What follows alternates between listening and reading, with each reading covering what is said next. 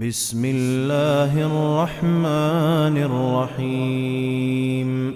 تو اس رمضان المبارک کے مہینے میں کم از کم 2-3 باتیں ہیں جن کا اہتمام اللہ تبارک و تعالیٰ کرنے کی توفیق عطا فرمائے کہ عام دنوں میں اگر جو نفلی نمازیں پڑھنے کا موقع نہیں ملتا یا توفیق نہیں ہوتی، ان نفلی نمازوں کا کم از کم رمضان میں اہتمام کر لیں۔ مثلا تہجد، آخر رات میں اللہ تبارک و تعالیٰ کی بارگاہ میں کھڑے ہو کر نماز ادا کرنا، یہ اتنی عظیم عبادت ہے اور اس کے اتنے عظیم فوائد ہیں، اور اس کے ذریعے انسان کی روح کو اتنی ترقی ملتی ہے کہ جو اور کسی عمل سے نہیں ملتی، کسی نفلی اور عمل سے نہیں ملتی۔ لیکن عام دنوں میں ہم لوگ بکثرت اس عبادت سے محروم رہتے ہیں، کیونکہ زندگی کا ڈھانچہ ایسا بن گیا ہے، ایسا برا ڈھانچہ بن گیا ہے کہ رات جو اللہ تعالی نے سونے کے لیے بنائی ہے وہ آدھے سے زیادہ جاگنے میں گزر جاتی ہے۔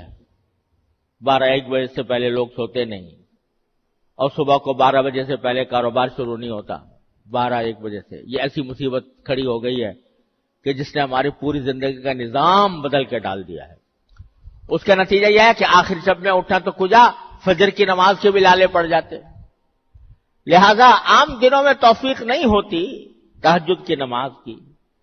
لیکن رمضان کے مہینے میں آدمی کو اپنی پیٹ کی خاطر آخر میں اٹھنا پڑتا ہے، سحری کھانے کے لیے لازماً اٹھنا پڑتا ہے۔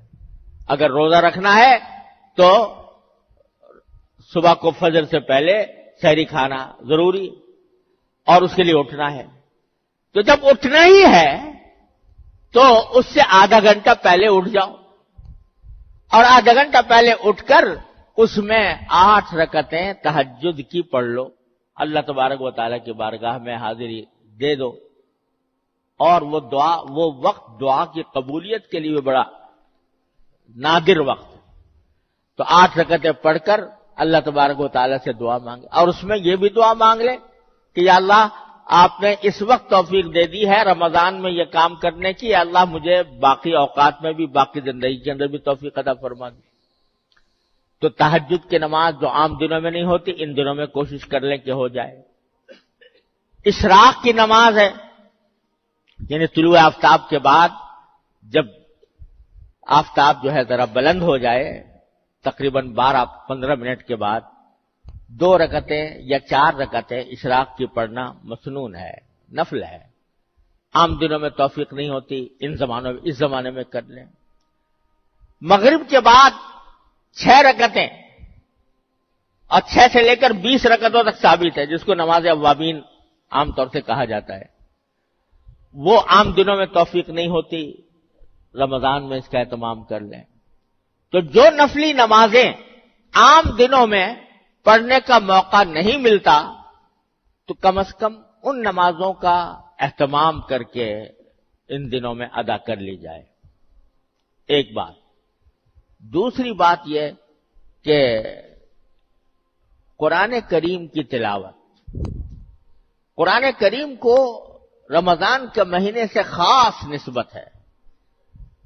جو آیت میں نے ابھی آپ کے سامنے پڑھی تھی، اس میں اللہ تعالیٰ نے فرمایا کہ رمضان کا تعارف کراتے ہوئے، اس کی عظمت کا بیان کرتے ہوئے اللہ تعالیٰ نے فرمایا کہ اس کی خصوصیت یہ ہے کہ ہم نے اس رمضان کے مہینے میں قرآن نازل کیا۔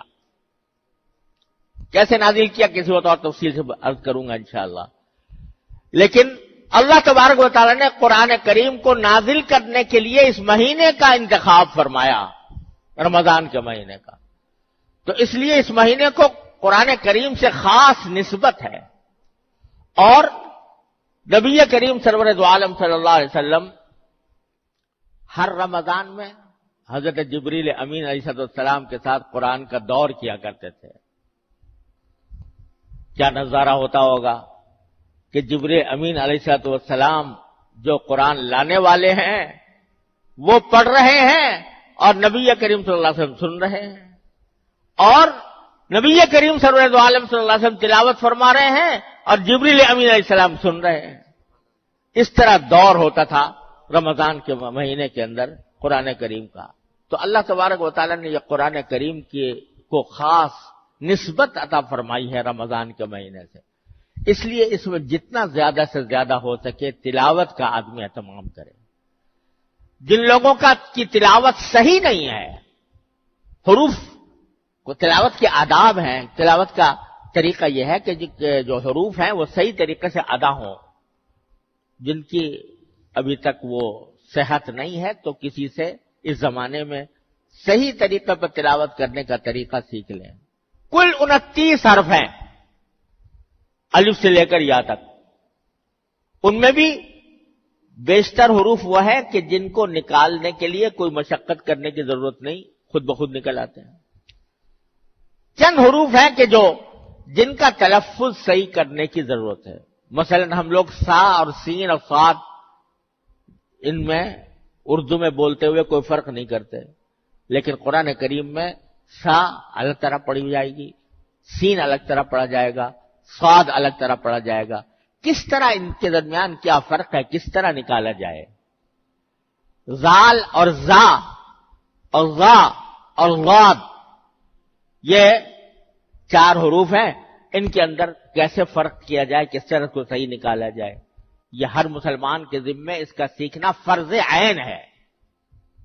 لوگ اس میں بڑی غفلت میں مبتلا ہیں، جیسا چاہا قرآن شریف پڑھ لیا، لیکن یہ فرض عین ہے کہ آدمی اس کو صحیح تلفظ کے ساتھ پڑھنے کی کوشش کرے. تو اگر کسی کا تلفظ صحیح نہیں ہے تو اس رمضان کے مہینے کے اندر اس کا تلفظ صحیح کر کے تلاوت کا زیادہ سے زیادہ وقت جو ہے وہ تلاوت میں گزارا جائے.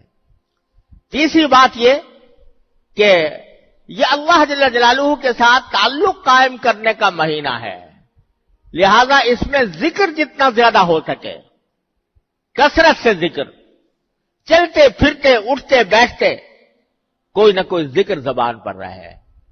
اور اس میں سب سے اچھا یہ ہے، یوں تو جو بھی ذکر زبان پر آ جائے، سبحان اللہ، الحمدللہ، درود شریف، استغفار، جو ذکر بھی زبان پر آ جائے، لیکن تیسرا کلمہ سبحان اللہ والحمدللہ ولا الہ الا اللہ واللہ اکبر ولا حول ولا قوت الا باللہ العلی العظیم، اس کے بڑے عظیم فضائل ہیں.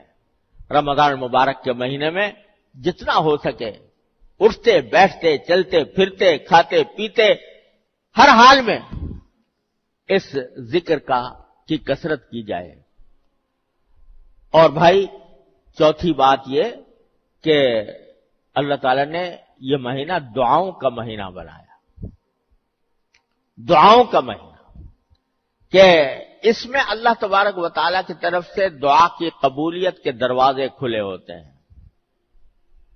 تو دعائیں کثرت سے کرو اللہ تبارک و تعالیٰ کے بارگاہ میں. اور اللہ تعالیٰ کی رحمت یہ ہے کہ اگر اپنے کسی دنیاوی مقصد کے لیے بھی دعا کرو گے، وہ بھی اللہ تعالیٰ کے ہاں عبادت لکھی جاتی ہے، اس پر بھی اجر و ثواب ملتا ہے. آپ کہو یا اللہ میرا قرضہ جلدی ادا کرا دیجئے، تو دعا تو مانگ رہے ہو اپنا قرض ادا کرانے کی، لیکن اس عمل کے اوپر براہ راست اس دعا کے اوپر ثواب مل رہا ہے. قرض جب ادا ہوگا، لیکن اس دعا کرنے سے فوراً تمہارے نام اعمال میں ایک عظیم نیکی کا اضافہ ہو گیا، اس پر اللہ تعالیٰ جزا عطا فرمائے گا. الدعاء هو العبادہ، ایک حدیث میں فرمایا گیا. دعا بذات خود عبادت. اپنے روزگار کے لیے دعا مانگ رہے ہو، اپنی معاشی خوشحالی کے لیے دعا مانگ رہے ہو، لیکن یہ دعا بذات خود عبادت لکھی جا رہی ہے، اللہ تبارک و تعالیٰ کے یہاں سے اس کا اجر مل رہا ہے.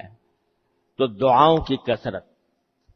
اور بزرگوں کا ایک معمول یہ رہا ہے کہ عصر کے بعد آدمی اگر مسجد میں نماز پڑھنے کے لیے جائے تو اگر وہیں پر اعتکاف کی نیت سے بیٹھ جائے مغرب تک، اور اس میں جتنی تلاوت کی توفیق ہو تلاوت کرے، کچھ ذکر کرے، دعائیں، مناجات مقبول جو نبی حضرت حکیم الامت مولانا اشرف علی صاحب تھانوی رحمۃ اللہ علیہ کی مناجات ہے، دعاؤں کا مجموعہ ہے، وہ پڑھے، اور پھر باقی وقت اللہ تعالیٰ سے اپنے حاجات مانگنے میں گزار دیں یہاں تک کہ افطار ہو جائے.